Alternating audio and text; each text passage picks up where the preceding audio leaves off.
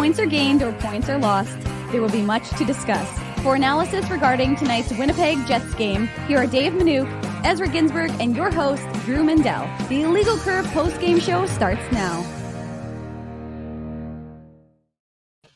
Good evening, Winnipeg. Good evening, Manitoba. For all those joining us this evening on our YouTube channel and all of our social media platforms, we say good evening, universe, and welcome to the Illegal Curve post-game show. With Dave Manouk, with Ezra Ginsburg, I am your host, Drew Mendel, here to talk about a very busy sporting Sunday in the city of Win, emphasis on win, in Winnipeg, with the Bombers, of course, victorious in the Western Division Final by the 21-17 margin. And then the Jets put a bow on the winning in tonight's contest with that 6-3 margin over the Toronto Maple Leafs. A very entertaining game. The Jets, again, another offensive explosion following up the 8 goals against the New Jersey Devils, scoring 6 tonight.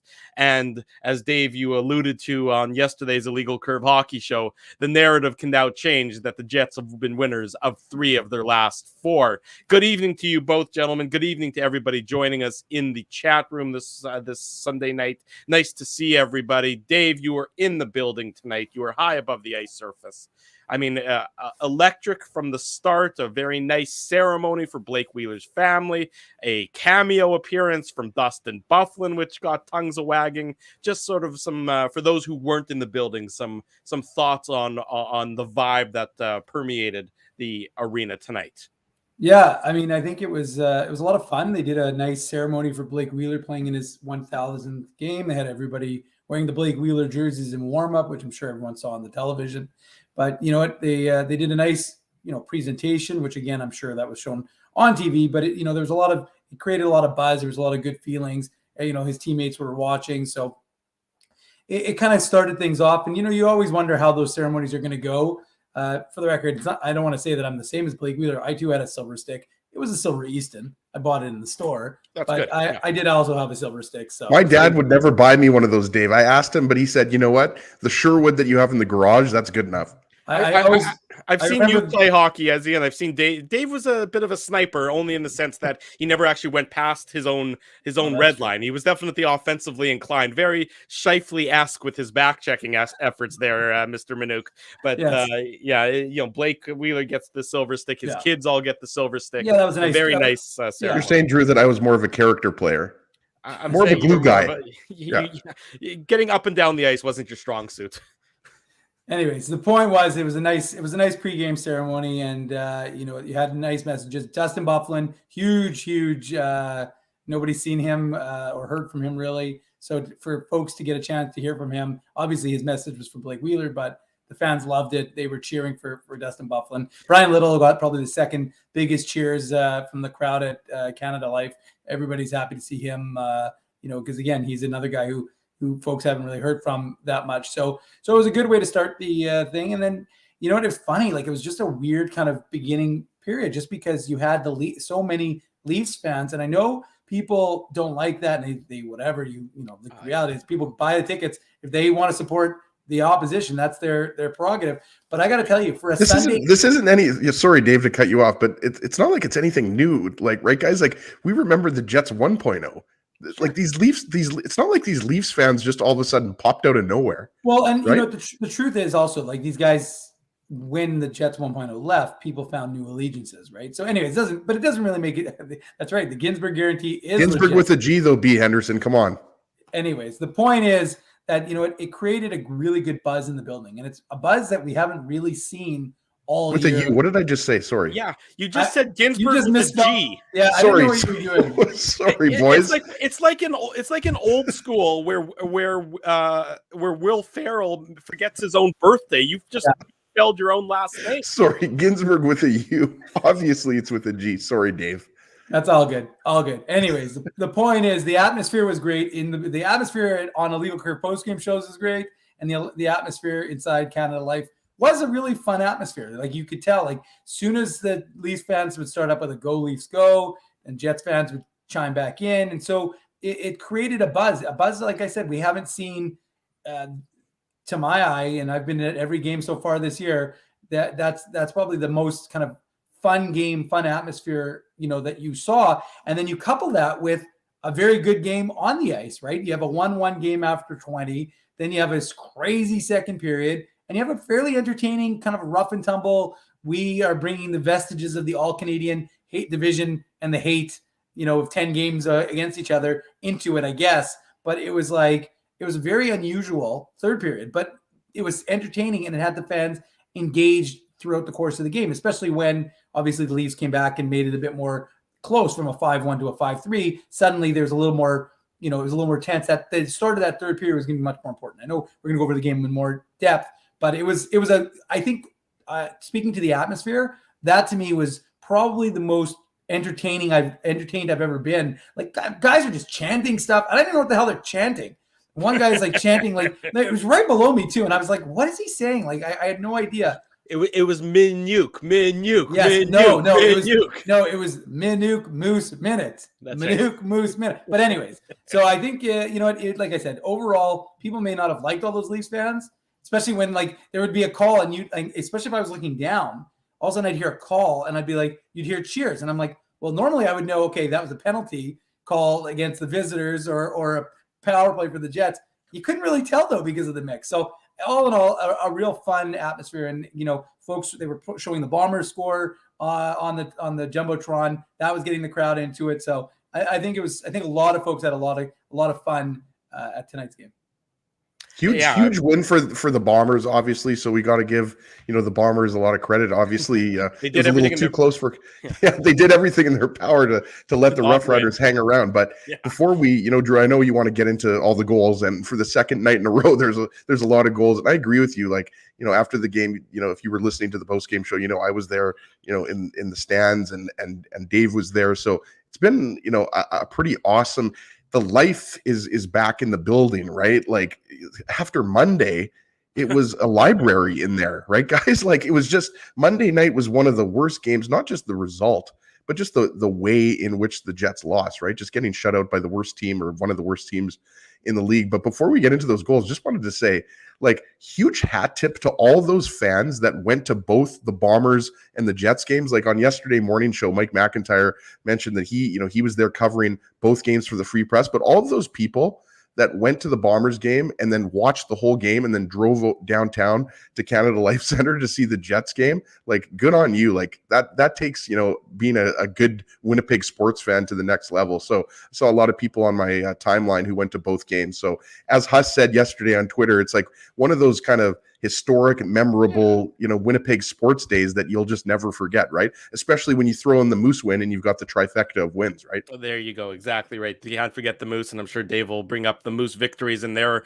weekend of success in Belleville later on in tonight's post-game show. We say good evening to everybody. Welcome if you're just joining us. This is the Illegal Curve post-game show. If you're new here, welcome. Like I said, if you're familiar, nice to see you again. Smash the like button. That's really what we ask of you. Subscribe to our YouTube channel. That way you get alerted each and every time we go live, such as after this coming Tuesday night's game when we're going to go live following the Jets and the Hurricanes. You can subscribe to our podcast edition of this show from wherever you get your best podcasts. Rate us, review us, leave us some comments and some feedback. We always appreciate hearing from our fans. Let's get into tonight's game. The Jets got on the scoreboard early in the first period, 4 minutes and 5 seconds into the game. They got their first of what ultimately was 3 power play goals for the Jets. Pierre-Luc Dubois, his 12th of the year. Fittingly, Blake Wheeler with a very nice primary assist, and then Mark Scheifele gets the secondary assist on that one. Don't leave players all alone in front of your net on the power play. Doesn't really matter who they are. Especially don't leave a goal scorer of Pierre-Luc Dubois' caliber and the way he's been potting them as of late. The defensive breakdown by the Leafs, and Dubois was all too happy to say thank you very much and slid it past the Leafs goaltender. Yeah, absolutely. I mean, Dubois just was, as you said, I can't say it any better, Drew. I don't know how else you can say it, right? Like Dubois is just, he sneaks behind everybody else, right? Yeah. And, nice pass by Wheeler and, good on Dubois. Like, he could have easily maybe tried to just redirect that, or, he just has the patience and puts a nice little move on Joseph Woll. And what a rough night for Woll. I don't know about you guys, but I didn't think he was necessarily going to finish that game after the Jets went up 5-1. But, look, they're in the second game of a back-to-back, and you could definitely make the argument that, what difference was the goaltender going to make, at that point, right? Usually when you go up by 4, it's over. But yeah, that was just a nice goal. And I think, kind of going beyond that goal, you mentioned the 3 power play goals. Like when there's a game like this and you have this many goals, I think it's hard to kind of step back and really realize like the power play was a huge factor for the Jets, especially when you consider, how much they've been struggling, right? So obviously it was, huge to get that one early. And as Dave mentioned, it was a little bit of a, weird first period, but obviously the second period is where the Jets did all their damage. But yeah, I just love that play by Dubois. It was obviously, a great start to Wheeler's 1,000th game. I guess we won't talk about that tripping penalty that he took, but the couple assists definitely stand out for him. I think we'll mention it when we get to that goal there, Dave. I mean, it certainly couldn't ask for a better start from the Jets' perspective. A special teams goal, which has certainly been hard to come by for this power play, and the building, which already had some good vibes in it after the Bomber victory, after the very nice ceremony, and the Jets keep it going by getting that opening goal, a very important opening goal, I think, especially when you're playing a Leafs team on the second half of a back-to-back. The Jets did what they needed to do by getting off to a good start. Yeah, I thought that was critical because, especially with Toronto having played last night, you thought if they scored early, that then they might try and sit on it a little bit, and at least, the Jets might feel a little bit tighter. But the Jets bringing in some good vibes that they started on Friday night against the New Jersey Devils, kept it rolling against the Leafs in that first period. And I thought they played well in the first. I thought really, it was pretty even, but it was one of those. Remember, Toronto's coming in as one of the hottest teams in the Eastern Conference, and so that, and obviously entering right now they lost Mitch Marner. That's a big loss. He was hurt in practice with Jake Muzzin. They collided, and I think that obviously that's a big loss for them. He wasn't happy with Muzzin either. No, there was a little bit. I did. There was a little bit of a little controversy. Well, whatever. They're brothers. They'll get over it. There were a lot of holes in the wall. That's true, NRG 21. But the point is that, I think you like to see Pierre-Luc Dubois. He's already exceeded his points total from what he had last year, or at this point now this year. And I think that makes it in 17 fewer games that he was able to achieve that. So, Pierre-Luc Dubois was a beast. He really is a beast. Like that's what everybody wanted we've been talking about this now for a couple of games. We've been talking about it all season. But specifically this idea that he is a guy who wants to face the best player on the other team. That, and I'm not going to fast forward too far, but that, I guess I am, because you can fast forward there. But like the Matthews and Dubois wrestling match that we saw. Dance. It was a dance, Dave. It was a dance, but it was like a horizontal one, vertical, then horizontal. Those are my favorite kind of dances. We understand, Drew. But the point is that Matthews, he went up against Matthews, got in his face, and wasn't afraid. And that to me was what the Jets wanted from Pierre-Luc Dubois. That was a guy who is using his size. He uses size throughout, right? He uses his size to gain advantage throughout the course of the game. But the goal was like phenomenal patience from him, right? Great pass by Wheeler. But a lot of guys would just throw it at Wall and hope it slides underneath him. Mm-hmm. He holds it, sees there's an opportunity, and puts it in, no questions.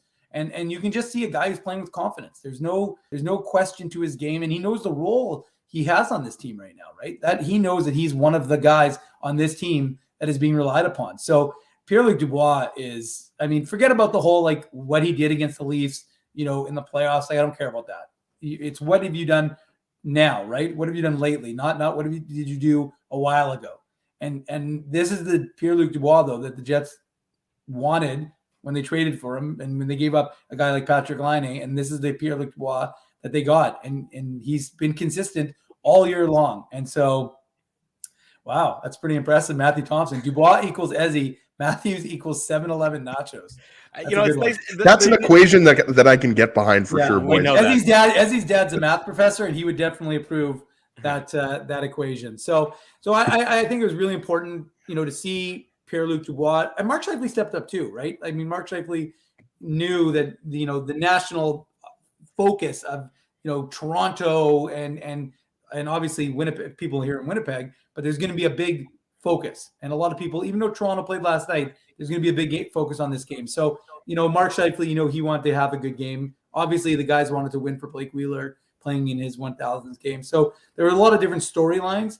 I actually really liked Kopp and Lowry on the PK. And then right after Andrew Kopp had that hell of a PK in the second period, he scored that beautiful individual goal right through the 5-hole on wall. So I thought Andrew Kopp had a strong game. There were a lot of guys who had strong games. I mean, Connor Hellebuyck probably didn't have his strongest game, although he did in the first. He was good in the first, made a hell of a couple of saves. Yeah. But he definitely wanted.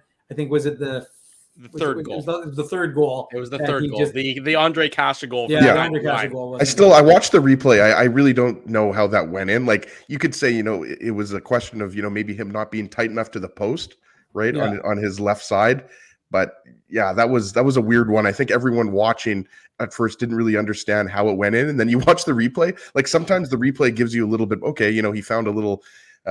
Opening there or something like that. But that was obviously a really weak goal as opposed to the Matthews goal, guys, which was first off the shot before that where Matthews missed the net. Like it almost looked like Matthews came from like the center line and ripped that shot. It was such a hard shot. Like it was like he was trying to like kill the puck. And then the shot that he scored on, it was like, okay, we're down 5-1, or I forget if it was 5-1 or 5-2 at that point. I think it was 5-1. And that shot was just like, it just shows you like Matthews, the only player maybe that can do something like that is Ovechkin. Like there aren't that many players that can do that. That was incredible. But the Kasha goal, that was pretty garbage. But just going back to, you mentioned Andrew Kopp, like that goal. And we've talked about how the Jets have, had some difficulty generating offense and completing nice passes. Like that pass, that sequence, the pass by Pionk was just a 10 out of 10. Like that was an incredible pass. Like that was not an easy pass to make. And then Kopp fights through the checking of two players. Rasmus Sandin and then Muzzin was there. It was Sandin and Muzzin kind of looked like he was going to try to help him, but he was like, okay, Sandin has him, and just incredible. Just shows you how much strength. Like that to me was all strength. That's exactly what it was. It was Andrew Kopp. Rasmus Sandin is still a young player. Andrew Kopp's been in the league for more years and has more strength than Rasmus Sandin. He just sort of shoved Sandin away, and then that's not it wasn't a great goal by any stretch of the imagination. But the fact that he had the strength to hold off Sandin and get the puck through the goaltender, was very impressive. Not to mention, of course, as you said, Ezzy, the pass from Pionk tape to tape, from basically it was, I think, just above the Jet, it was basically the hash marks, I think, in the Jet zone. It wasn't, or maybe just above the circle, and he fired that tape to tape to sort of split the D there. Just a tremendous pass and a tremendous play by Kopp. Yeah, and absolutely, Drew. And I wanted to talk a little bit more about Pionk just because, we had Weber on a couple of weeks ago, and he has struggled that pairing. I mean, Dave's talked about it. Morrissey and Schmidt have quietly, had a really solid season. And maybe not so quietly, but, Neil Pionk, I thought that was one of his best games of recent memory. I'm not going to say, I hate, when you say best game of the year, but, that was a really solid game. And he led all defensemen 22 minutes and 30 seconds. I think he might have led all Jets, if I'm not mistaken. Probably did, because usually the defensemen are higher, right? So Pionk, I just thought was really solid. So that game was, that goal, even though, as you mentioned, Drew, the actual goal itself was pretty ugly. Like Joseph Wall probably should have stopped that. But the sequence and the setup, I just really liked. And Dave mentioned the penalty kill earlier, like Kopp and Lowry on the first penalty killing unit. Like I thought that was, a significant portion of the game, part of the game, when they killed off that penalty that had a little bit left. I forget if it was 30 seconds, 40 seconds, whatever it was, guys. It was towards the end of the first period that the Jets took the penalty. I'm forgetting who took the penalty, but that penalty kill, if you think about it, right after that, Andrew Kopp scores and the Jets score 4 straight goals, right? So that shows you how a penalty kill. Took that penalty. There you go. Yeah. You're right, Ezzy. I mean, I would agree with you. To your point, Neil Pionk did play the most minutes. Dave, 22 and a half for Pionk. He was the only Jets player to exceed the 20-minute mark. And you got to think, that, with Brendan Dillon in the box for 5 minutes for the fighting major, that probably added a couple of extra shifts to some of the Jets defensemen, as they were trying to make up having only 5D on the ice for a period of time.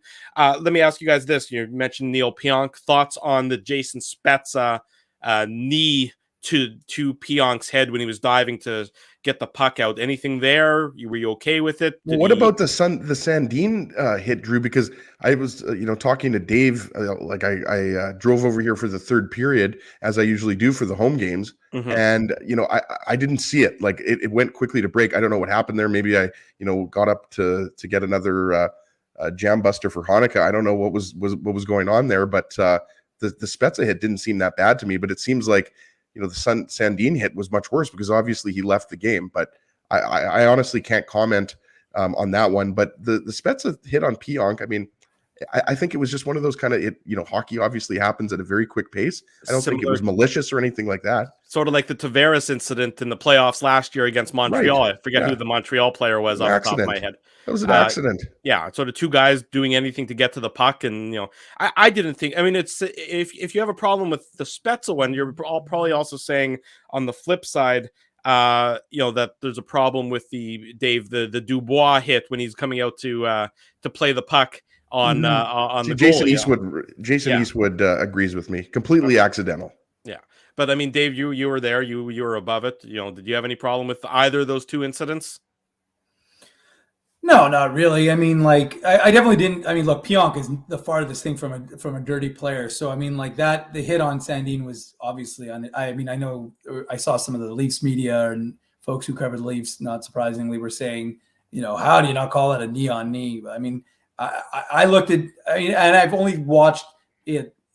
One time. I think I've seen one replay, but it really looked like Pionk was going for stuck out his arm and his body more than he did his knee. And so, yeah, he caught him. But I look, anybody who's paid attention to this league and watches Neil Pionk knows he doesn't play a dirty game. So, I mean, not to say that guys can't make mistakes, but I wouldn't suggest that in that instance was something that happened. And yeah, I mean, look, Neil Pionk does something unconventional when he goes to knock the puck out with his hand because he'd lost his stick earlier in the shift. But yeah, I mean, look, I think Spezza was just trying to bowl him over. I don't think Jason Spezza is a guy who has a lot of respect and he's played a lot of years. So I think both plays would be fine. I didn't think either one was overly dirty. And so, I mean, I'm not particularly concerned with either, really. You know what I did see, though, was Sandin struggling to get off the ice. That was painful to watch. And the reason why I say painful is because he was clearly in a lot of pain. Well, he had to be off. He was helped. He left the game, obviously, and he had to get helped off the ice by his teammates. That's what I'm saying, Dave. It was weird because the game sort of stopped. The Jets had possession in their own zone, and the Leafs, I think, were maybe going for a line change or whatever. And so he's struggling. That would have been an opportunity if the officials probably should have blown that dead because there was no advantage. That's exactly what I was thinking, Drew. Great minds think alike. Oh God, oh boy, Drew. I know. I think I should retire now, Dave, based on that comment. Let's get back to the goals in tonight's game. We talked about the Andrew Kopp goal. Then Evgeny Svechnikov, 3 minutes and 3 seconds later, made it 3-1 for the Jets. This is early in the second period. Just an absolute great shot by Svechnikov. Playing in a different role for this Jets team now, playing in more of a fourth line role than he had been earlier in the year. Forget about take that aside for a second. I mean, this is just an absolute great pass from Toninato. And, Svechnikov, he was a first-round pick. Usually first-round picks have some skill behind them. And that was a very skillful shot by the big Russian for the Winnipeg Jets. Yeah, and if you can have Svechnikov on your fourth line, I mean, we've talked about it so much, right? It seems like, a year ago that it was Dubois, Connor, and Svechnikov, right, Dave? But it's I mean that line was together just a couple of weeks ago, two and a half weeks ago, right? So yeah, I mean the Leafs, that was kind of bad luck for the Leafs. I think it was David Kampf, if I'm not mistaken, who took that shot that Harkins blocked, right? So I mean I told Dave I was going to mention Jansen Harkins. He just continues to impress me. I realize he's not one of those sexiest Jets in terms. I'm talking about offensive Jets. I'm not talking about like Richard Gere sexy. But Harkins, again, you go back to last year and he was a regular healthy scratch. He was a guy, right, that wasn't used as much as he would have liked in the playoffs, right? We talked about that. Because he was overlooked maybe for some of the veterans like Nate Thompson and Trevor Lewis on that fourth line. but like he just can. What I like again, and I realize, you know, this doesn't show up in the analytics, guys, but I just love how hard he's working out there. Like that, you don't need analytics to show you that. Like he's just using his big body, and he's, I think, bigger than some people think. He's not the biggest guy on the team, but he's a lot bigger than, you know, 5'9", 240-pound me, right? So I just like that. Harkins blocks the shot, and you're right. Toninato has a really nice you know, pass over there, and the skill is again just on display. Like Svechnikov is a guy who we know, you know, was selected, you know, in the first round, you know, put up huge numbers in the QMJHL, and he just never got the opportunity with the Wings because of all those injuries that he had, right? So yeah, I mean, that kind of just continued the goal barrage in the second period. I just like that goal all around. It was just kind of one of those hardworking goals with a nice roof daddy to end it off. Well, and I just want to jump on the Jansen Harkins train because you know I used to be the conductor, but as he's taken it over, he's stolen my hat. And he's now. I bought it. It was a hostile takeover, Dave.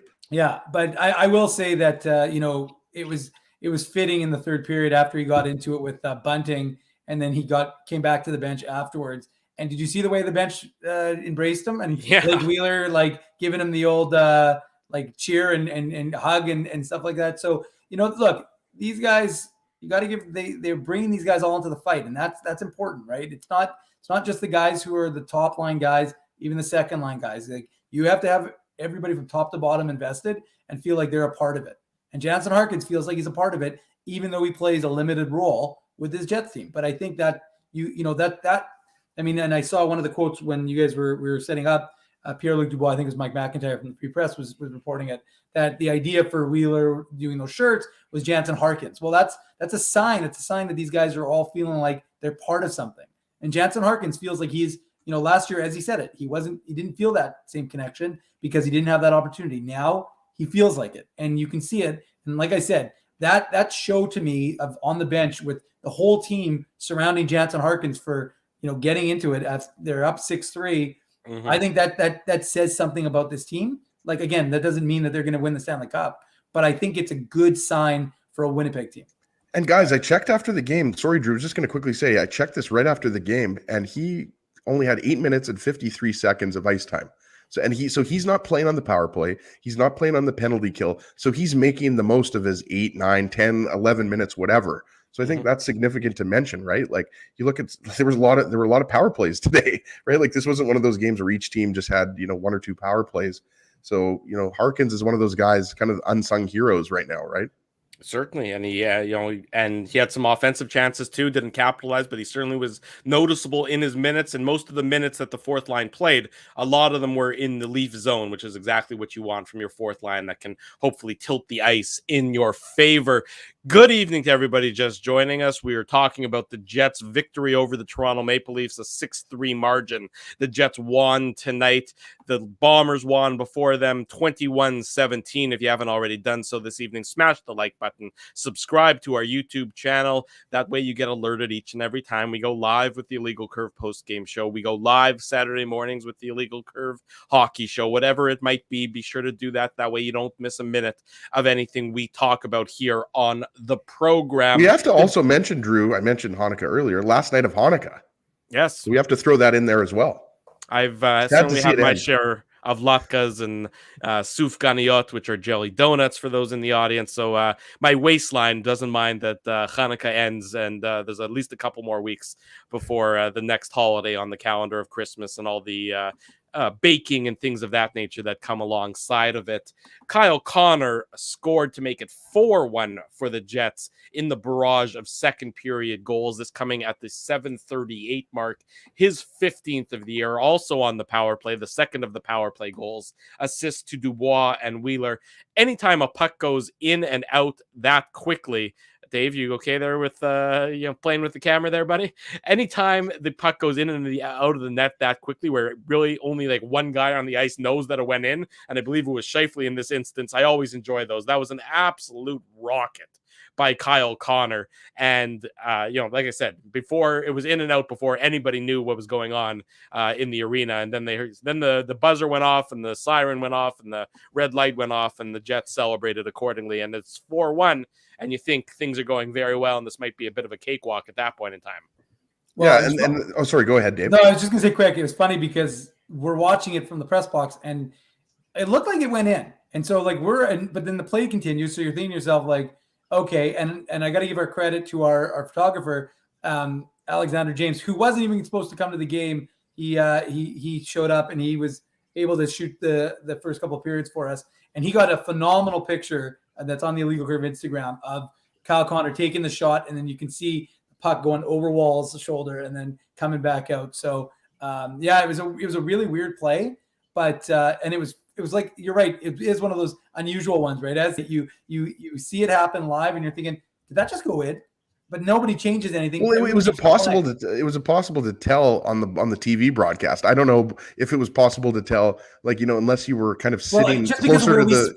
Where we sit in the press box, it's right. That the Leafs net in this instance was right below us essentially. So I had a pretty good view, and like I said, it looked like it went in, but you didn't really get it. But it was in and out so quick that it was like nobody knew it actually went in. So, anyways, I thought it was a phenomenal goal and just another example of just how good Kyle Connor played. Another good game. Like he's just slippery. Like it's amazing. He hasn't had many bad games, right? No, but it's just amazing. Like forget about the goal. I mean, the goals are incredible what he's doing, right? But even over and above that, you just watch his skating and just watch him.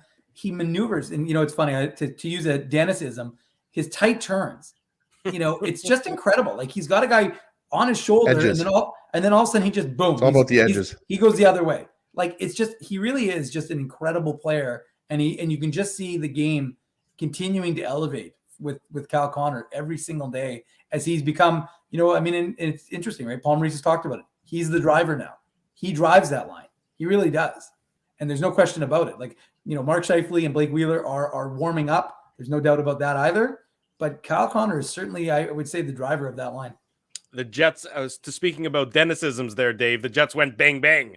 And Nikolai Ehlers scored at the 10:45 mark of the second period to make it 5-1 for the Jets. This was a sharp angle shot, but a goal scorer's goal. Very nice give and go between Andrew Kopp and Nikolai Ehlers, and Ehlers makes no mistake. He gets his 9th of the year, and the barrage was on, and you thought, okay, this is going to be a cakewalk. It's 5-1. You're halfway through the second period, but it was just to be able to get that shot off at the angle he did, and almost effortlessly, it just goes to show you again the level of talent that Nikolai Ehlers brings to the game night in, night out. Dave M. Oh, I mean, like I thought it was getting thrown to me there. I thought Dave M had a couple of good points. I like to keep you guys guessing. You never know where Drew's trying to keep it fresh. Keep us guessing, right, Dave? I was expecting you. I was rocking back in my chair as expecting it to be thrown your way. But I'll give Dave a little bit of a break, a little bit of error, but that's fine. But I'll keep it tight and then you can jump in here. But take as long as you want. And it's interesting because the one thing you got to give the Jets credit for was they scored the 3 goals, and you thought to yourself, well, they could sit back very easily. They got a 4-1 lead. And then Blake Wheeler gets the breakaway, doesn't score on it, but then shortly thereafter, Nikolai Ehlers scores to make it 5-1. And you're just like, it's just impressive. And then right after that, he hits the post. So, I mean, like, you got to give the Jets credit. Like, I really do. Like, this was a game that they could have sat back. And look, the Leafs got back into it, but the Leafs got back into it because of the stupidity of penalties. And when your penalty kill is atrocious, that's just a bad thing. We'll talk about that in a little bit. But, very impressive from Nikolai Ehlers because the guys we've talked about, the guys that needed to be drivers, couldn't just have PLD and Kyle Connor be the drivers of this team because even though the defense has been good and even though the goaltending's been good, you need to score goals. Well, now, if Pierre-Luc Dubois is scoring, Kyle Connor is scoring, if Nikolai Ehlers is scoring, and Mark Scheifele is scoring, that's a fearsome thing for your opponent. And then you throw in secondary, third scoring from Andrew Kopp and Evgeny Svechnikov, and that's a recipe for success. But yeah, Nikolai Ehlers, you can see whatever seemed to be bothering him appears not to be bothering him because his speed is back, his ability to generate is back, and his shot is, well, I don't know if his shot was ever gone, but his shot is there again because his goal was phenomenal. 5-1 for the Jets after the Ehlers goal, and everyone thinks you're going to be home free. This Leafs team has nothing to play for on the second half of a back-to-back. When we come back, After these commercials, we'll talk about the remaining goals in tonight's game. We'll talk more about the Jets and the Leafs. We'll give away some prizes, much more to come. We'll pay tribute to the Bombers as well. Stay with us. It's Sunday night. It was a big day in Winnipeg. You can hang out with us. This is the Illegal Curve post-game show. We're live on our YouTube channel. We're live on all of our social media platforms. Jerry Seinfeld, Chris Rock, Jon Stewart, Dennis Miller, Brad Garrett, the biggest acts and all the up-and-comers. They've all made their mark at Rumors Comedy Club, North America's longest-running independent comedy club. Rumors has kept Winnipeg laughing for over 25 years. When was the last time you laughed out loud? Make it a great night out with friends or book your office or birthday party, even a fundraising event at Rumors. Get all the details and dates on upcoming shows at rumorscomedyclub.com. Whoa, Ezzy, why are you so happy? I just crushed 2 fresh Bagel Smith bagels with schmear. They're open on Jets home game nights until puck drop. Didn't you have Bagel Smith for lunch too? Yes, I did. What's your point? Come on, Bagel Boy, let's go to the game. Bagel Smith is Winnipeg's first and only Montreal-style bagel shop located at 185 Carlton Street. Visit bagelsmith.ca. He winds up. Oh, looks like Ezzy took that one right in the choppers. A blistering fast puck hurts like HE double hockey sticks. That's why I let the pros at Linden Market Dental Center turn my yow into wow. Get your brilliant smile back with state-of-the-art restorative and cosmetic dentistry from real pros. And remember, always wear a mouth guard. Now that's solid on ice advice. Learn more at lindenmarketdentalcenter.com. Creating smiles for life. Whoa, Ezzy, everything okay? You look stressed. Of course I'm stressed. We're moving, the house is upside down, the kids failed miserably at packing the fine china, and my life is in chaos. Chaos! Yes, that does sound like a problem. What am I going to do? Ezzy, relax. Rolly's Transfer Moving and Storage is the answer. With 60 years of experience in moving Manitobans and a track record of exemplary customer service, one call to Rolly's and your stress is gone. No job is too big or too small. Just visit Rollies.com and they will take it from there. Thanks, Dave, and thank you, Rollies Transfer Moving and Storage, online at Rollies.com.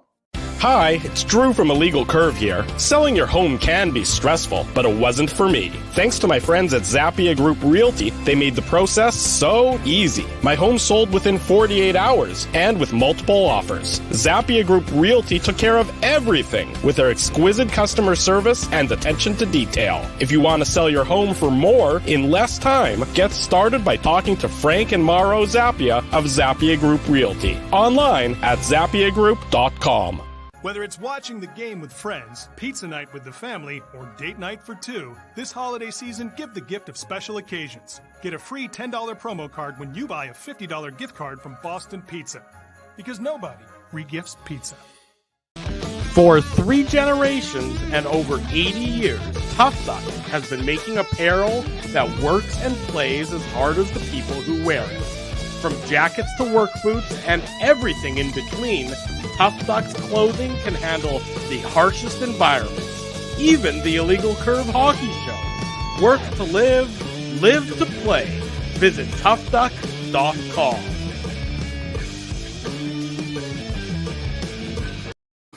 Welcome back to the Illegal Curve Hockey Show, the Illegal Curve postgame show to be more exact. Drew Mandel, Dave Manouk, Ezra Ginsburg with you on this Sunday night. The Jets victors 6-3 over the Leafs. The Bombers victors 21-17 over the Riders. Both of the Jets, well, I don't know if the Leafs is the Jets' chief rival, but certainly a spike rival.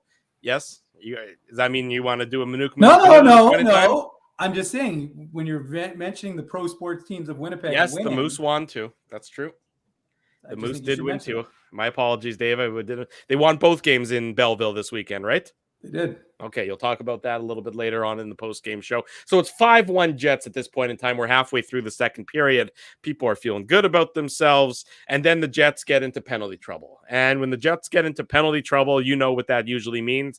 Usually means a puck in the net. And it certainly was no different tonight, especially when that penalty trouble was compounded into a 5-on-3. Dominic Toninato taking the first penalty, a hooking penalty at the 12:31 mark. And then Blake Wheeler taking a tripping tripping penalty at 13:28. He was trying probably to do too much in that play. It's in the offensive zone. You've killed the clock a little bit. You've done good on the penalty kill. You just probably took it a step too far, got a little careless with the stick. Ends up with a penalty. It's 5-on-3, and the Leafs take advantage. Austin Matthews with his 15th of the year. John Tavares and William Nylander with the assists. And now all of a sudden it's 5-2 for the Jets, and they were still shorthanded because it happened while the Toninato penalty hadn't expired yet.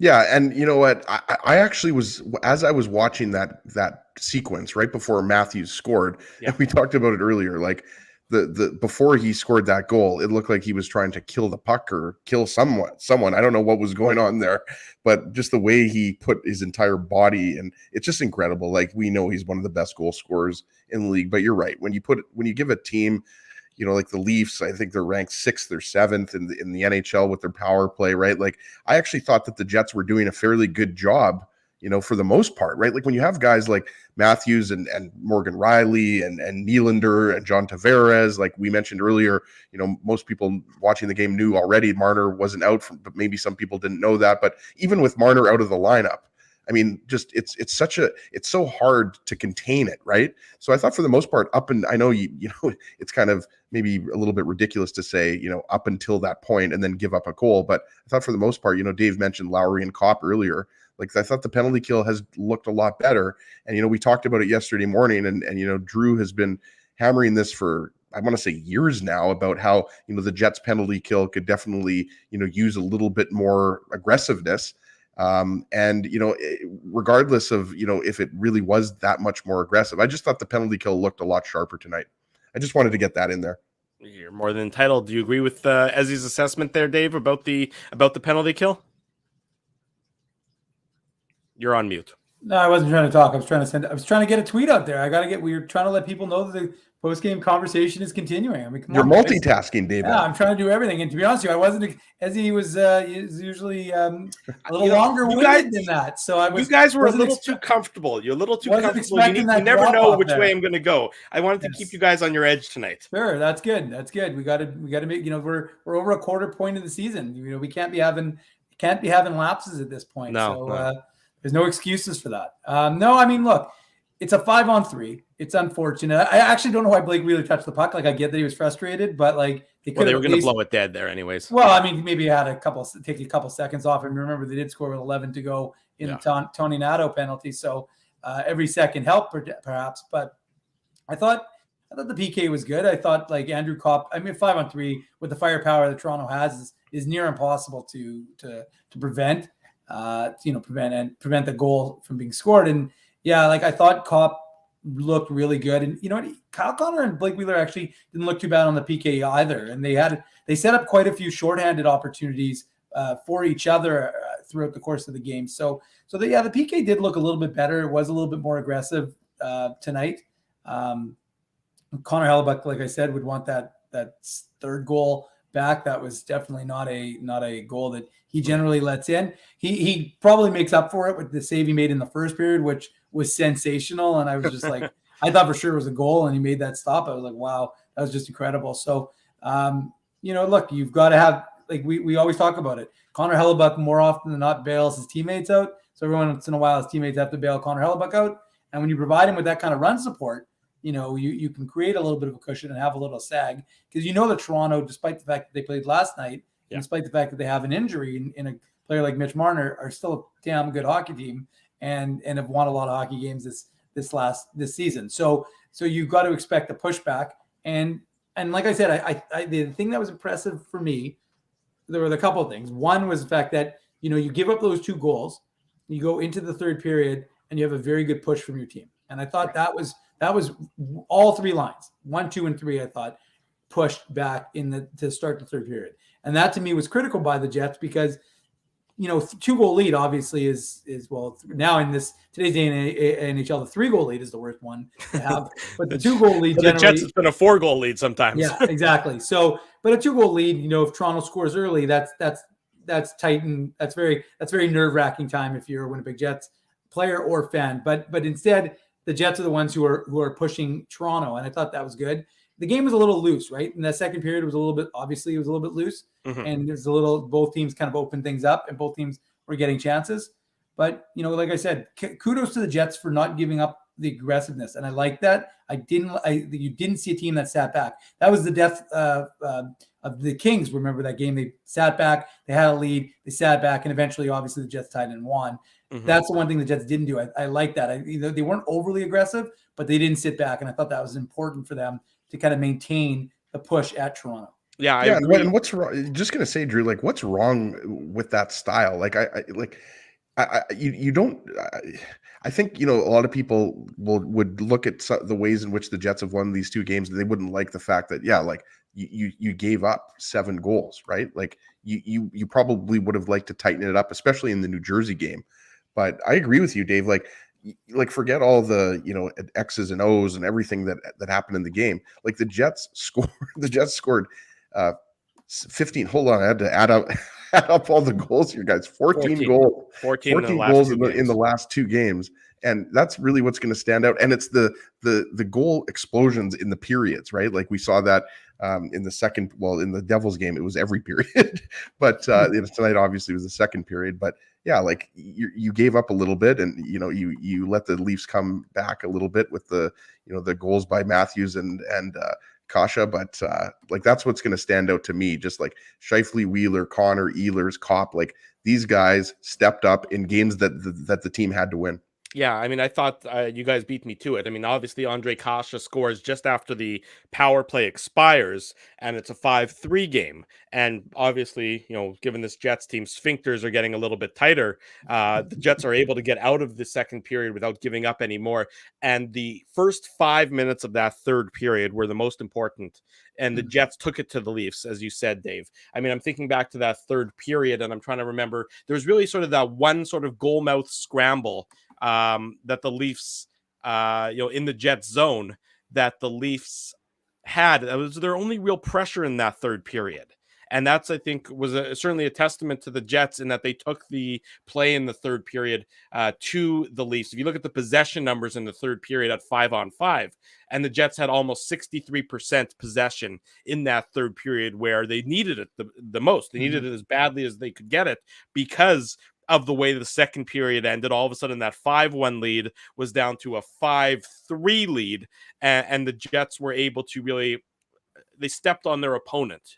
And then Scheifele obviously scores the power play goal at the 8:14 mark of the third period, and the game got a little silly at that point in time after that. Very nice goal by Scheifele again on the power play. So the Jets power play, I guess you could say, outscored their penalty kill by a 3-2 margin in tonight's game. So the special teams battle was won by the Jets, which is something you haven't been able to say very often in tonight's game.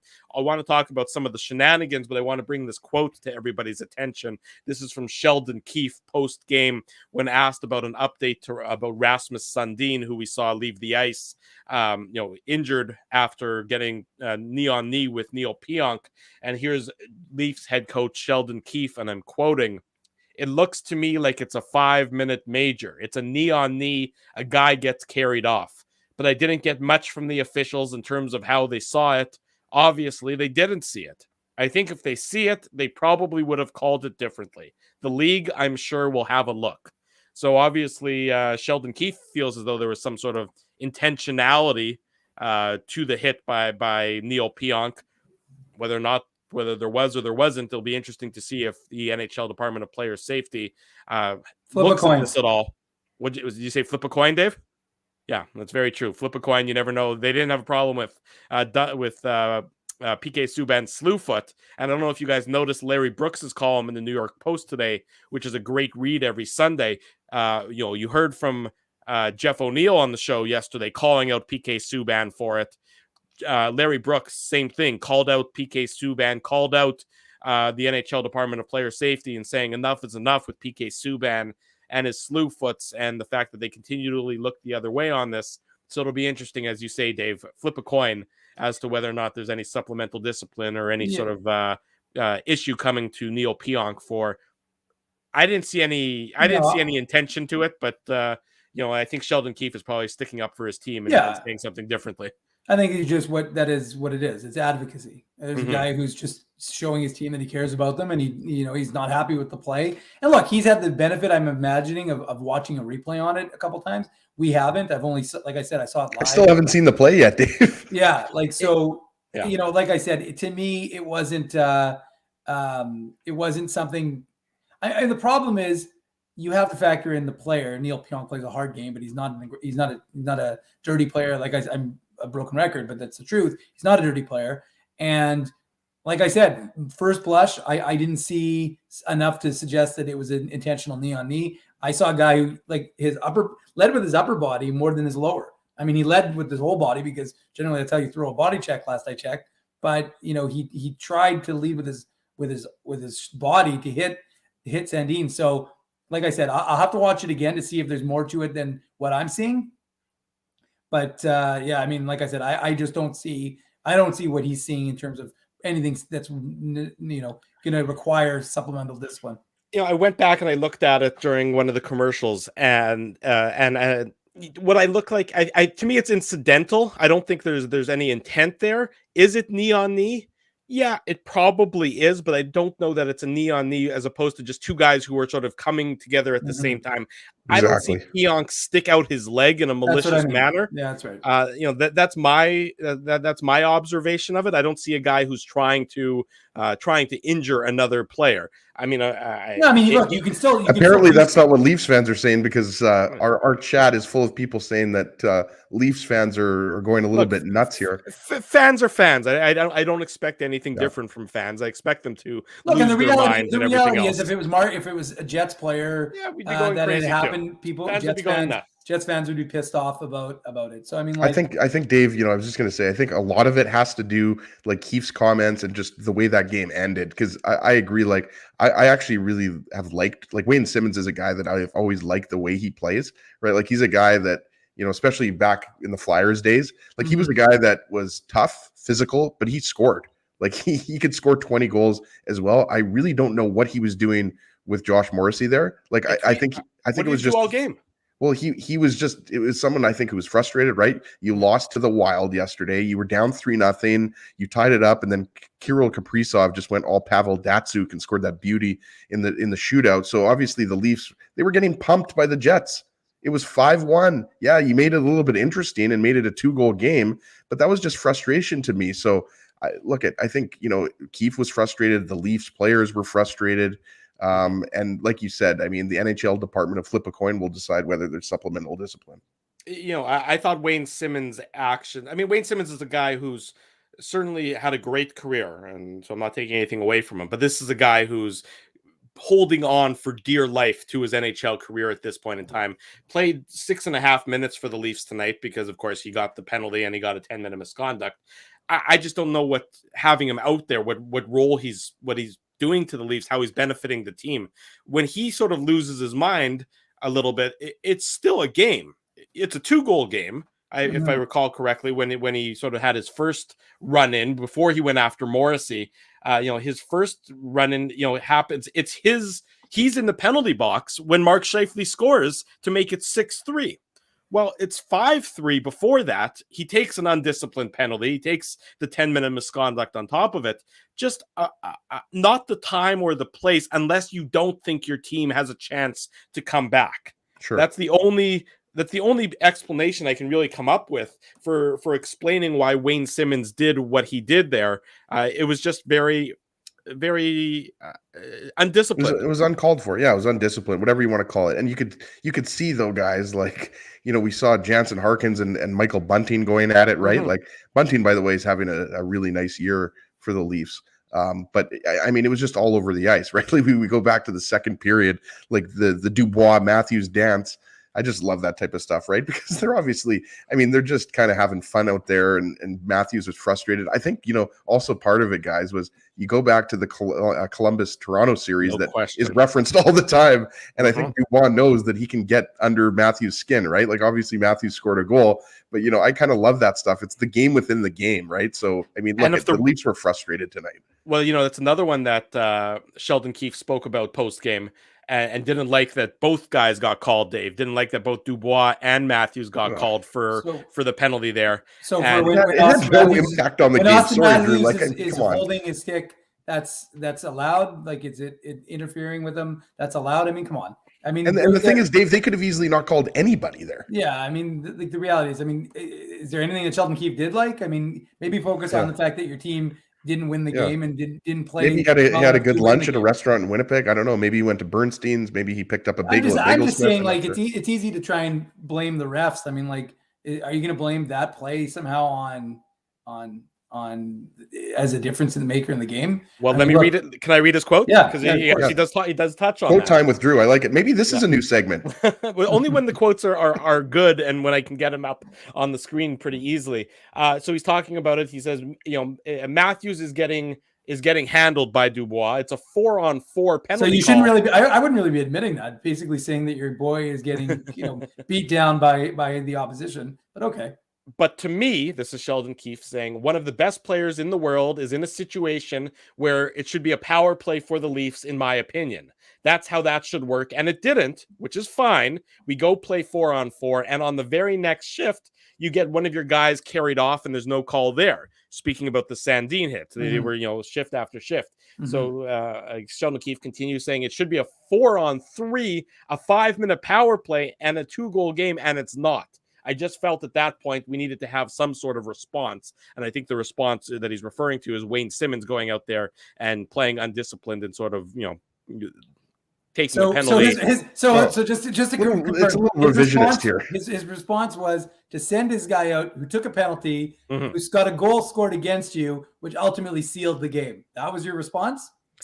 Not a good one. He seems to think that was his. He seems to think it was a beneficial response. Don't ask me. It's somewhat ironic that he admitted basically that his response was what cost him the game. I mean, as a coach, it's funny. The 4 goals in the second period, Dave, I think had a little, impact on what cost the Leafs the game, right? And it's so funny that, like, to me, that was just funny. Like, I don't know if you guys, thought the same thing, but just especially watching the replay, and you could, just see, like, Matthews was frustrated and Dubois was smiling the whole time, right? Like, nobody got hurt. It's not like punches were thrown or anything malicious happened. Like, they were just kind of rolling around. Like, to me, that's good old fun hockey, right? And the smile on Dubois' face was hilarious, by the way.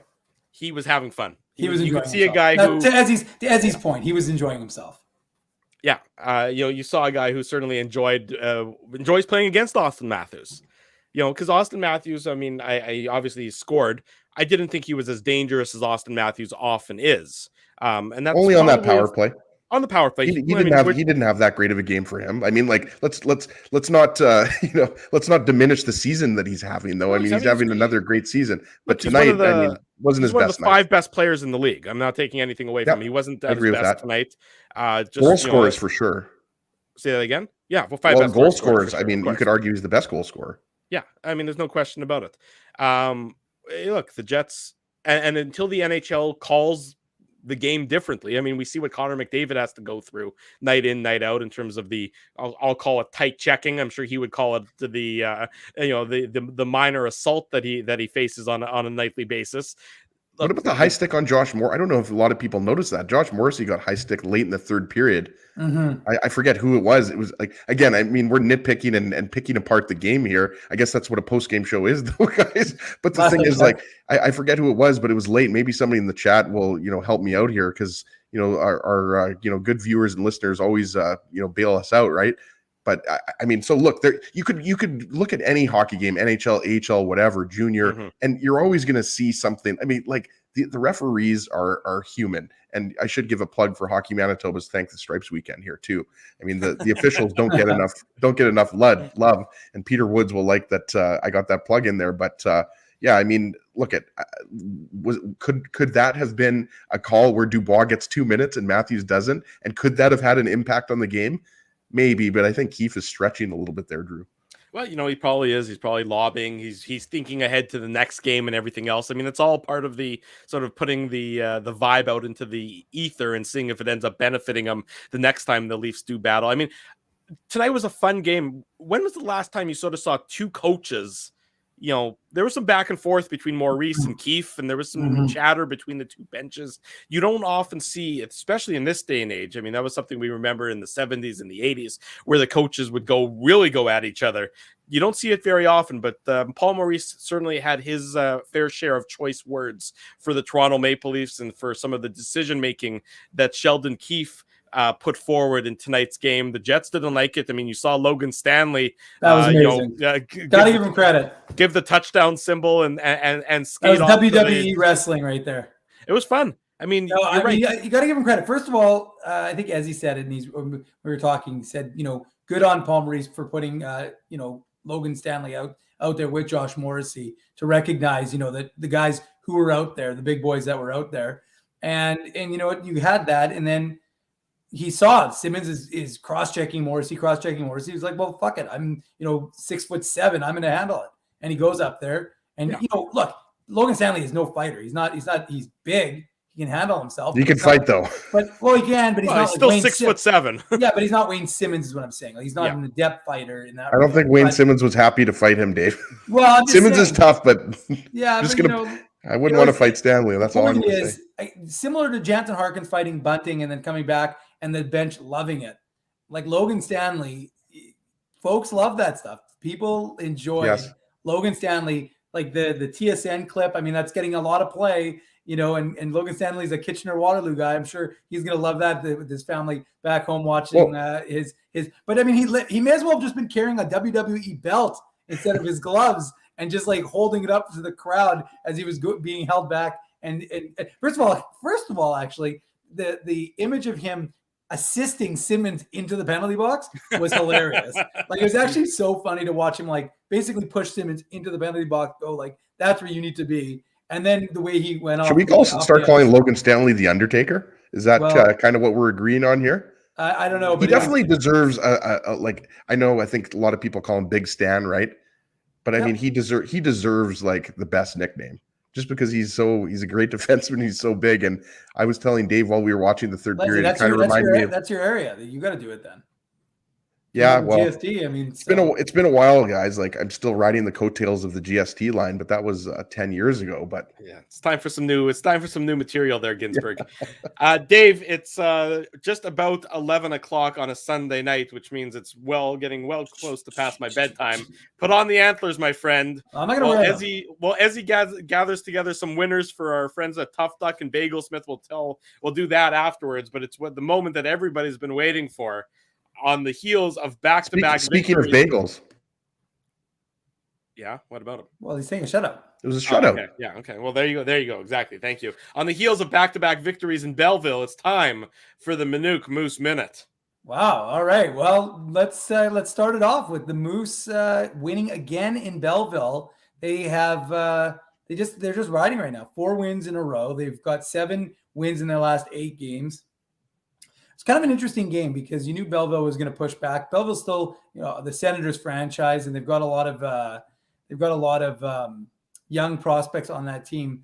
But the Moose came out, had a really good start to the game. Arvid Holm was playing. There weren't really a lot of changes. It's probably Cole Perfetti's last game before he goes to the selection camp in Calgary. I thought he actually had some nice moves. Dylan Samberg had a beautiful kind of brought back the hip check, which is something we haven't seen too much of in the NHL so much. And he had a strong game, and it was just another one of those examples of a depth team, a team that has a ton of depth. And Daniel Fink, who's the play-by-play voice of the Moose, he talked about it. Like the Moose have, I think they have 10 players who all have 10 plus points, but they don't have anybody in the top 30 of scoring. So they've got a lot of balance, and that to me is what is going to help this team win, because if it's what we talk about with the Jets, you can't just have 1 or 2 guys be relied upon the entire season. So Arvid Holm, he had his first AHL shutout of his career over here in North America. Obviously, his first season. He's now 4-1-1 and 0. Of course, they have it a little different in the American Hockey League. They break it up a little bit, but yeah, and there were the goals were okay. They weren't anything to write home about, but again, like I said, it was one of those games that if you're a Moose fan, you're happy that your team continues to produce, and these guys are showing that they're going to be a team that could make some noise in the playoffs. And that from a prospect perspective, because if you remember, the Moose team themselves haven't been to the postseason very much, right? They haven't had that experience. So I think that really will be important for these guys to get that experience. So Declan Chisholm, he's heating up the 2018 fifth rounder. He had a beautiful pass from Leon Gavanke to give the Moose the opening goal that ended up being the game winner. And that's, I think, his fifth goal in his last 4 or 5 games. And then Todd Burgess, who's the I think he's from Phoenix, Arizona. Although it's funny, he's from Phoenix, Arizona, but he played his college hockey he played in the USHL in Fairbanks, Alaska. Now he's playing in Winnipeg. So he's enjoying the cold, but he scored his first AHL goal, and a nice pinch by Johnny Kovacevic came in, and he's aggressive. And you like to see that. He's not afraid to come in. And so he shot in up from the blue line and got it on net, and then Burgess put it home, and it was 2-0. And like I said, Holm made some nice saves. And in the end, those were the 3 stars were, I think it was Kovacevic, Chisholm, and Holm. So another big win. The Moose will finish it off in Laval on Wednesday, and then they're back home for 2 games against Grand Rapids. We'll have 4 tickets for each of those games, so 8 tickets total for the 2 games next week. So just we'll stay tuned. We'll give them away, probably not Tuesday night's game, but we'll probably give them away Thursday and Friday, which means you have to stay tuned because they're going to be late post-game shows with the Illegal Curve Hockey Show. You got to keep the audience around with the late games on Thursday and Friday, back-to-back late nights for us. Tuesday at a reasonable hour with the post-game show right around 9:45 p.m. after the Jets and the Canes. And at least we're getting these late games out of the way, Drew. We've had a lot of late games early in the season, right? That's so true. we're due for a lot of Central games. That's true. That's fair. That's fair. As in, then they head out on the West Coast to Seattle for the first time on Thursday, and then Vancouver on Friday, where the Canucks cleaned house earlier today, firing Travis Green, hiring Bruce Boudreau, firing Jim Benning. Why didn't they announce that at the same time? Was it only me that found that very peculiar? Well, they haven't officially announced it yet. They didn't announce it. It's just I guess they haven't announced the Benning firing yet, but it just seems kind of weird. Wouldn't you want to announce that at the same time? Well, you would think maybe that's just me. I don't know. If they were the Canucks, you think they would have wanted to do it before the fans chanted "Fire Benning" in the arena on national TV yesterday, and fans that was amazing. And fans threw the jerseys on the ice. But things have been bad in Vancouver for a long time. We'll see. At least they didn't riot. Well, yeah, they only do that when they lose in the Stanley Cup Finals. As they don't do that just when they fire the GM and the coach. Just kidding. Love the city of Vancouver. There you go. Do you have prizes to give away, my friend? I do. I have bagels. Yeah, and I'm surprised that Dave didn't talk more about Arvid Holm there in the Manuk. Hold on, let me get it straight. It's not the Mook Manuk minute. It's the Moose Manuk minute. No, you got that wrong again. Try it again. Third time. Moose Manuk minute. Manuk Moose minute. Moose minute. Yeah. Say that 10 times and try see if you can do it 10 times, Drew. But coming from the guy who misspelled his own last name earlier in the broadcast, I really can't expect anything different. Yeah, I mean, I'm feeling a little under the weather, and as I mentioned, we had the Hanukkah party at the Ginsburg home, so it's been a very long day. Let's just say that after we wrap up here, boys, I'm probably gonna hit the hay in the basement, of course. More importantly, if you're under the weather, get the hell out of my house. Give away some bagels and a toque so we can coughing into my arm, Dave. Don't worry. I like the comment. It was back at 10:47. It was from the Bullet, which is obviously a great nickname. So it's not his real name. So he's going to have to email me, Ezra@illegalcurve.com, and give me his real name. Well, no, he'll have to give me his address as well, because Tough Duck will ship the toque out. So this is the hardest hitting comment, courtesy of Tough Duck. And the comment was, Leafs fans are obviously this is tongue in cheek. Leafs fans are so used to the refs calling the game for them that when they finally play a night where the refs put the whistles away, they think that the refs are bought and paid for. I just thought that was funny, going back to, the conversation about some of the calls, Neil Pionk, Rasmus Sandin. Sandin. I say Sundin. I mean, it's so hard to avoid that with the similarities. But spelled your own last name. Yeah, it's not my night, boys. Let's just be honest. It's bedtime for me. But like that comment from the Bullet. Congratulations to the Bullet. Send Ezzy an email, Ezra@illegalcurve.com, or slide into his DMs, and he'll hook you up with the toque from our friends at Tough Duck. I got the bagels too here. I got the winner. Carbs.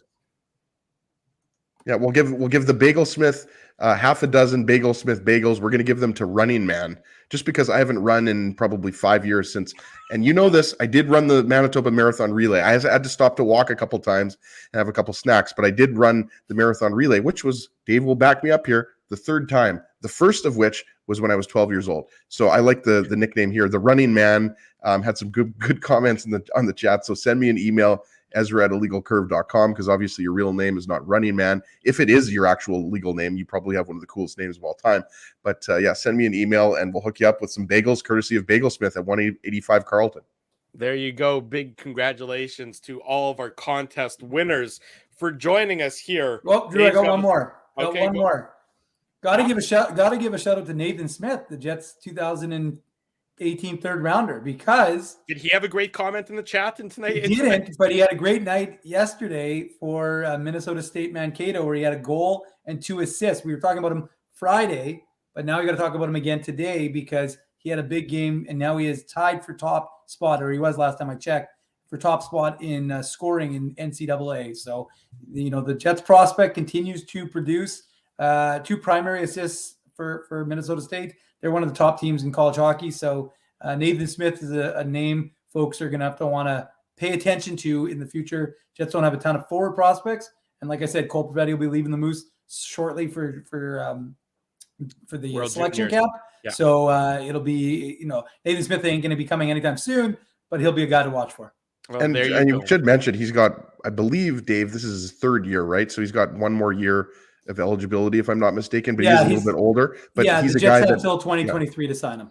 Yeah, so he's a guy that I would expect to be, if he's not, with the Moose next year, the year after. But looking like another, really good prospect for the Jets. And he's, as you mentioned, he's having a career year by far, absolutely tearing it up. So yeah, good to get that in for sure.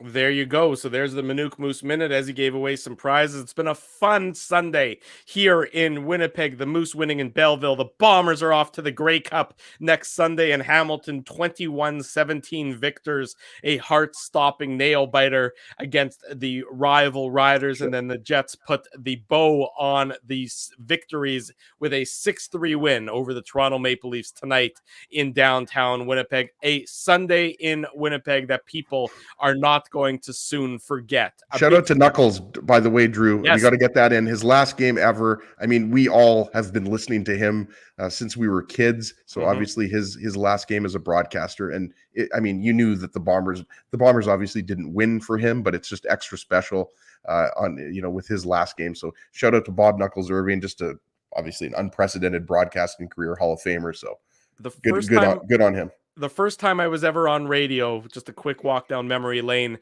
I was on the Primetime Sports when CJOB used to have Primetime Sports, and Jeff Courier was the host back in the day. I think I was about 15 years old, and I was on. I'd gone to so the. This Super is what, Bowl. mid-60s? Yeah, about that exactly. I'd gone to the Super Bowl. Actually, back then it was the AFL NFL Championship. Still, the Super Bowl was a couple years away. I'd gone to the Super Bowl, and I was on there, sort of talking about my experience at the Super Bowl. And it was myself, and it was Jeff Courier, and it was Bob Irving. And you remember sort of being around Bob, and he had the aura just of being a special broadcaster back in the day. This is 25 years ago, and to cap it off in the classy manner that he did. I don't know if you saw the sort of the final call that he had in tonight's contest. It's on Twitter if you want to check it out. Just a great call, a great broadcaster, a fine gentleman, served the city of Winnipeg proudly for so many years, and all the best to Bob Irving as he heads off into retirement. And that how much more special it will be if the Bombers can bring home the Grey Cup next Sunday and just really put a bow on what is a fantastic broadcasting career. With that, we say that's it for this Sunday night edition of the Illegal Curve post-game show. A big thank you to all of our sponsors of both the Illegal Curve Hockey Show, the Illegal Curve post-game show, and our website, illegalcurve.com. Rumors Restaurant and Comedy Club, Linden Market Dental Center, Zappia Group Realty, Bernstein's Deli, Tough Duck, Bagel Smith, Boston Pizza, Seagram's, and of course our friends at Rolly's Transfer. Support these fine businesses because they support Illegal Curve Hockey. If you have a business or you know of a business that should be in business with us at Illegal Curve, send us an email. Drew@illegalcurve.com, Dave@illegalcurve.com, Ezra at illegalcurve.com, and we'll be sure to get in touch with everyone. Next post-game show will come Tuesday night, of course, after the Jets and the Hurricanes. So be sure to subscribe to our YouTube channel, subscribe to our podcast, smash the like button. That way you always get alerted when we go live here following each and every Winnipeg Jets game, and then again Saturday mornings with the Illegal Curve Hockey Show. For Dave Minuk, for Ezra Ginsburg, I'm your host, Drew Mandel. Until Tuesday night at around 9:45, we wish you good night and good luck, and thanks for watching the Illegal Curve post-game show.